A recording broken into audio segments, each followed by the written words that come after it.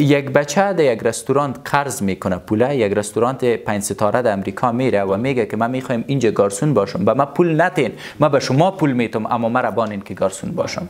و این آدم آغاز میکنه اوجا گارسون بودنه و دیگر روز جیف بیزوس در رستوران میایه و این پیش جیف بیزوس میره، قهوه‌ای که او خواسته او را برش میمانه و بعد از اون میتینگ جیف بیزوس خلاص میشه و میخواد که پول پرداخت کنه.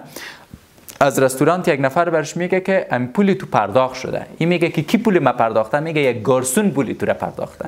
اینال به جیف بیزوسی جالب است که گارسون چطور پول پرداخته.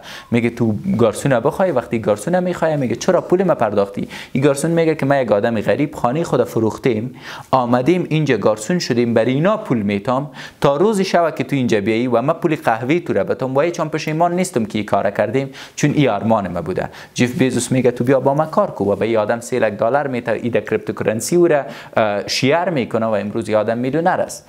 پس خیلی مهم است که اگر شما وقت خود مفروشین در جای مهم بفروشین، با افراد مهم بفروشین.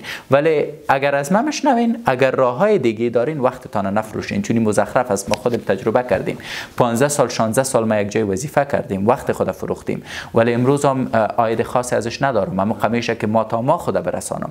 پس اگر وقت خود مفروشین در یک جای با ارزش بفروشین. ما وقت خود در یک جای با ارزش فروختیم، چیزای خیلی زیادی یاد گرفتیم، به خصوص از یک برند بودیم و از این زاویه خوش هستم. اما در این حالت میفهمم که وقت فروختن سخت است.